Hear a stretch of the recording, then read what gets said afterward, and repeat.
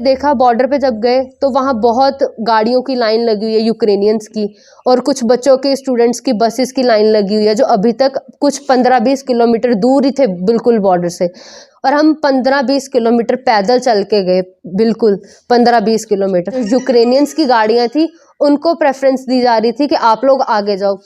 इतनी बुरी कंडीशन थी, हम लड़कियों के बाल खींच दिए जा रहे थे, आर्मी वालों ने पैरों से मारा, हमें मुक्कों से मारा। ऐशिया दे जहाज यूक्रेनियन बॉर्डर ते एंटर करते सी ना, सायरन जिद्दां ही वजना ਆਪਾਂ दौड़ के नीचे जाना है। नीचे ਸ਼ੈਲਟਰਸ बने हुए है, बिना ਅਸੀਂ 2 दिन भी ਸ਼ੈਲਟਰ ਦੇ ਵਿੱਚ ਕੱਢੇ ਆ। ਉੱਥੇ ਟੈਂਪਰੇਚਰ -11,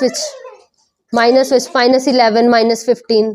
मैं तो बस यही कहनी है इंडिया की गवर्नमेंट को कि प्लीज़ उन्होंने बच्चों को उतों निकालिया जाए प्लीज़।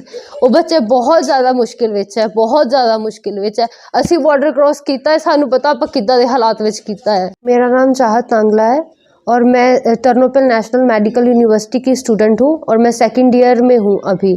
और जैसे ही हमारा 2nd ईयर सेशन स्टार्ट हुआ दिसंबर में, तो फेब में, तो ऐसे ही ये वॉर का सिलसिला चलने लगा। एक्चुअली ये वॉर का कुछ 1 महीना पहले ही था जब हमारी छुट्टियां चल रही थी। किसी ने हमें कोई गाइडेंस नहीं दी, ना हमारी एम्बेसी वालों ने हमें बोला कि हमें कहाँ जाना चाहिए, हमें ये देश छोड़ना चाहिए या नहीं छोड़ना चाहिए। किसी भी तरह की कोई अपडेट नहीं आई थी। बस यही बोला जाता था हमें यूनिवर्सिटी की तरफ से भी कि आप लोग सेफ़ हो, आपको किसी चीज़ की चिंता करने की ज़रूरत नहीं है। बाकी अगर किसी ने जाना है तो वो अपनी रिस्पॉन्सिबिलिटी पे जा सकता है। और उस टाइम टिकट्स भी ऐसी थी कि जो बच्चे अफोर्ड कर पा रहे थे वो चले गए, जो नहीं कर पा रहे थे वो नहीं गए। 80,000 की टिकट्स थी और इमरजेंसी में तो 1,25,000 ऐसे कुछ टिकट्स मिल रही थी, जो जाना मुझे नहीं लगता कि किसी के बच्चे के लिए पॉसिबल था उस टाइम पे। तो हमारी क्लासेस का भी ऐसा था कि अगर एक भी हम छुट्टी करते हैं तो हमें उसका फ़ाइन दे के और क्लास पूरी कंप्लीट करनी पड़ती थी। हमने टीचर्स को, यूनिवर्सिटी को बहुत सारे मेल डाले कि हमें प्लीज़ आप कुछ टाइम के लिए क्लास ऑनलाइन कर दो ताकि हम घर चले जाएं, थोड़ा सेफ़ फील करें, क्योंकि हम वहाँ सेफ़ फील नहीं कर रहे थे।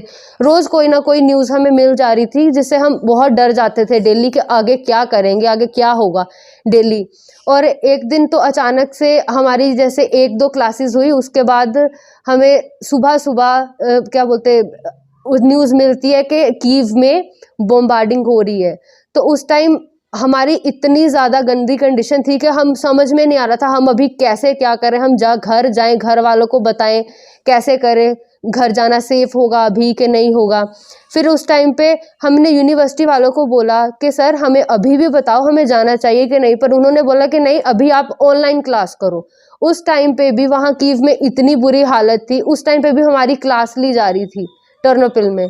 तो हम उस टाइम समझ में नहीं आ रहा था हम क्लास करें, घर वालों के कॉल्स आ रहे थे, घर वालों से बात करें, क्या करें, क्लास अटेंड करनी है, नहीं कर रहे थे तो टीचर बोल रहे थे आप लोगों की एब्सेंट लगा दी जाएगी।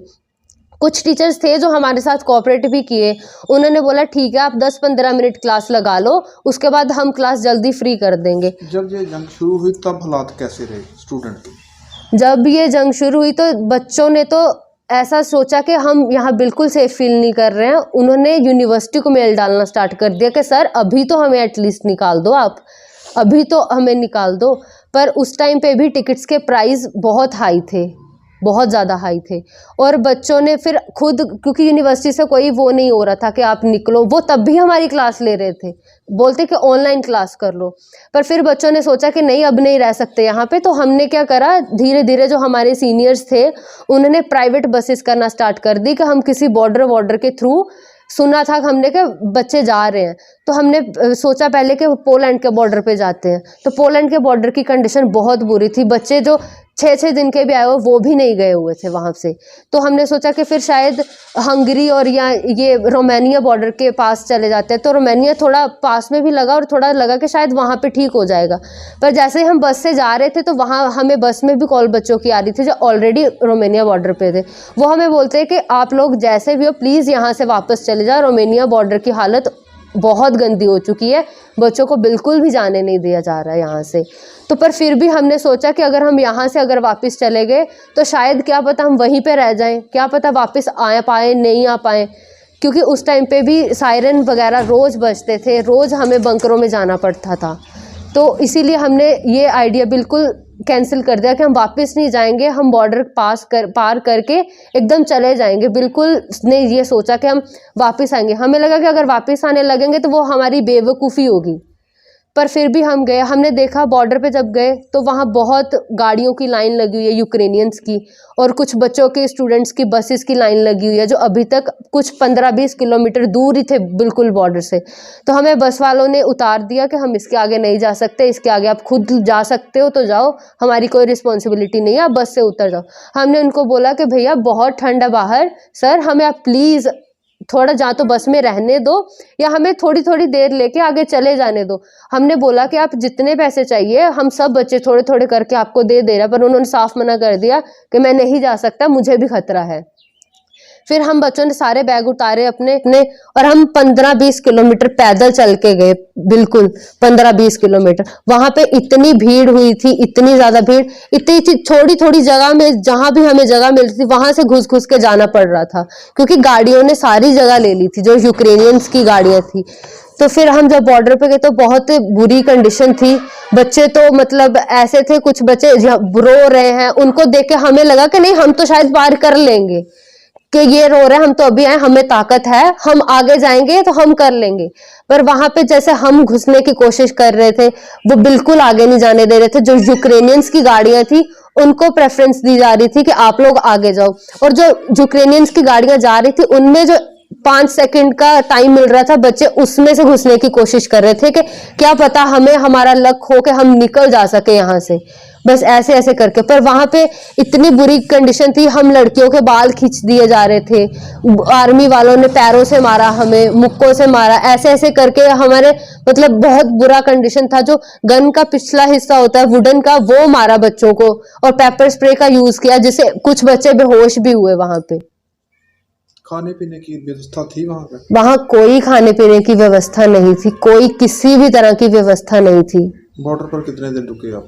बॉर्डर पर हमने 2 दिन निकाले हैं। हमें पता था कि वहां पे, क्योंकि हमारे पहले भी बच्चे थे ना, हमारे दोस्त वहां पे, तो हमने सोचा कि कुछ लेके जाते हैं। उन्होंने बोला कि अगर जाना है, सच में जाना है तुम लोगों को, तो कुछ खाने पीने का लेके ना, यहाँ कुछ नहीं मिल रहा है। तो वो हम सब अपना खुद का कुछ 1-2 दिन के लिए पैक करके गए थे कि क्या पता 1-2 दिन हो या 1-2 दिन से ज्यादा भी टाइम लग सकता है, तो उस हिसाब से हम पैक करके गए थे। ਜਦੋਂ ਬੰਬਾਰਡਮੈਂਟ, ਜਦੋਂ ਰਸ਼ੀਆ ਦੇ ਜਹਾਜ਼ ਇਹਦੇ ਯੂਕਰੇਨੀਅਨ ਬਾਰਡਰ ਤੇ ਐਂਟਰ ਕਰਦੇ ਸੀ ਨਾ, ਤੇ ਸਾਡੀ ਸਿਟੀਜ਼ ਦੇ ਵਿੱਚ ਇਦਾਂ ਦਾ ਸਿਸਟਮ ਸੀ ਕਿ ਸਾਇਰਨ ਵੱਜਦਾ ਸੀਗਾ, ਤੇ ਸਾਇਰਨ ਵੱਜਦੇ ਹੀ ਸਾਨੂੰ मतलब ਇਹ ਹੋ ਗਿਆ ਸੀ ਕਿ ਸਾਇਰਨ ਜਿੱਦਾਂ ਹੀ ਵੱਜਣਾ ਆਪਾਂ ਦੌੜ ਕੇ ਨੀਚੇ ਜਾਣਾ ਹੈ, ਨੀਚੇ ਸ਼ੈਲਟਰਸ ਬਣੇ ਹੋਏ ਆ, ਉੱਥੇ ਜਾਣਾ ਹੈ। ਉੱਥੇ ਬੈਠ ਕੇ ਸਾਨੂੰ ਨਹੀਂ ਪਤਾ ਸਾਨੂੰ ਉੱਥੇ 1 ਦਿਨ ਲੱਗ ਜੇ, 2 ਦਿਨ ਲੱਗ ਜੇ, ਬਿਨਾ ਕੁਝ ਖਾਦੇ, ਬਿਨਾ ਅਸੀਂ 2 ਦਿਨ ਵੀ ਸ਼ੈਲਟਰ ਦੇ ਵਿੱਚ ਕੱਢੇ ਆ। ਉੱਥੇ ਟੈਂਪਰੇਚਰ ਮਾਈਨਸ ਵਿੱਚ -11 -15 ऐसा द टेम्परेचर, नीचे कोई हीटर नहीं सीगा, कोई कुछ नहीं सीगा, सारी रात उत्थे इदां ही। अजे भी मेरे ख्याल नाल कुछ 4000-2000 में भी इतना अप्रॉक्स स्टूडेंट उत्थे फसिया पिया है। कीव खारकीव दे विच बहुत स्टूडेंट जिहड़ा हैगा वो बचिया पिया है। मैं तो बस यही कहनी है इंडिया की गवर्नमेंट नूं कि प्लीज़ उन्हां बच्चों नूं उत्थों निकालिया जाए, प्लीज़। वो बच्चे बहुत ज़्यादा मुश्किल विच है, बहुत ज़्यादा मुश्किल विच है। असीं बॉर्डर क्रॉस कीता है, सानूं पता आपां किद्दां दे हालात विच कीता है। उन्होंने पुतिन ने सुनने में आया कि पुतिन ने 6 घंटे लिए कुछ वॉर जी रोक दी है कि इंडिया के स्टूडेंट्स है जोड़े उतों कड्ढे जान। पर please Indian government please do something for them. बेटी 2 साल तो उत्थे रह रही सी, ठीक सी, काफ़ी वधिया चलदा पिया सी, लेकिन 23 तरीक नूं जदों कीव दे विच ब्लास्ट होया तो असी खबरां देखियां, असी बच्चे ने पूछया तो बच्चे ने यही कहा कि नहीं मम्मी हैगा है, लेकिन कुछ नहीं, क्योंकि बच्चों की हिम्मत सीगी। वो सानू भी नहीं सी दसना चाहते कि माँ बाप ज़्यादा डर ना जान, लेकिन मैं बार बार इन्हूं पुछदी सी कि बेटा अगर नहीं है तो तुसी किसी भी तरह अरेंजमेंट करके आ जाओ भी, है ना।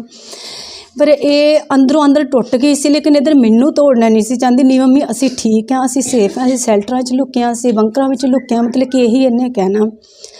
चलो जिद्दां भी अरेंज करके आ गई है, जो भी हालात होए वो तुहानूं सारा इन्होंने दस्सिया है। लेकिन मैं ਜਿਹੜੇ ਉੱਥੇ ਬੱਚੇ ਬਚੇ ਆ ਨਾ, ਮੈਂ ਇਸ ਵਕਤ ਸੱਚੀ ਦਿਲੋਂ ਉਹਨਾਂ ਬੱਚਿਆਂ ਲਈ ਵੀ ਜ਼ਿਆਦਾ ਪਰੇਸ਼ਾਨ ਹੈਗੀ ਆ ਕਿ ਉਹ ਬੱਚੇ ਵੀ ਘਰ ਆ ਜਾਣ। ਜਿਸ ਤਰ੍ਹਾਂ ਮੈਨੂੰ ਸ਼ਾਂਤੀ ਮਿਲੀ ਆ ਨਾ, ਉਹਨਾਂ ਮਾਂ-ਬਾਪ ਨੂੰ ਮਿਲੇ, ਕਿਉਂਕਿ ਮੇਰਾ 6-7 ਦਿਨ ਦੇ ਵਿੱਚ ਇੰਨੀ ਕੁ ਮਾੜੀ ਕੰਡੀਸ਼ਨ ਹੋ ਚੁੱਕੀ ਹੈ। ਮੈਂ ਸੋਚਦੀ ਕਿ ਜਿਹੜੇ ਬੱਚੇ ਹਲੇ ਉੱਥੇ ਆ, ਉਹਨਾਂ ਦੇ ਪੈਰੈਂਟਸ ਨੂੰ ਪਤਾ ਨਹੀਂ ਕਿੰਨੇ ਕੁ ਦਿਨ ਹੋਰ ਹਲੇ ਮਤਲਬ ਕਿ ਇੰਤਜ਼ਾਰ ਕਰਨਾ ਪੈਣਾ ਹੈ, ਉਹਨਾਂ ਦਾ ਕੀ ਬਣੂਗਾ। ਇਸ ਕਰਕੇ ਭਾਰਤ ਸਰਕਾਰ ਅੱਗੇ ਹੱਥ ਜੋੜ ਕੇ ਬੇਨਤੀ ਹੈ ਕਿ ਜਿੰਨਾ ਵੀ ਟਾਈਮ ਤੁਹਾਨੂੰ ਪੁਤਿਨ ਦੇ ਰਿਹਾ ਨਾ, ਆਪਣੇ ਬੱਚਿਆਂ ਨੂੰ ਕੁਛ ਨਾ ਕੁਛ ਕਰੋ, ਉਹਨਾਂ ਨੂੰ ਕੱਢੋ। ਮੇਰੀ ਬੇਟੀ ਆਈ ਹੈ, ਇਸੇ ਤਰ੍ਹਾਂ ਸਾਰਿਆਂ ਦੀ ਬੱਚੇ ਜਦੋਂ ਘਰ ਆਣਗੇ, ਸ਼ਾਇਦ ਮੈਂ ਉਦੋਂ ਬਹੁਤ ਜ਼ਿਆਦਾ ਖੁਸ਼ ਹੋਵਾਂਗੀ।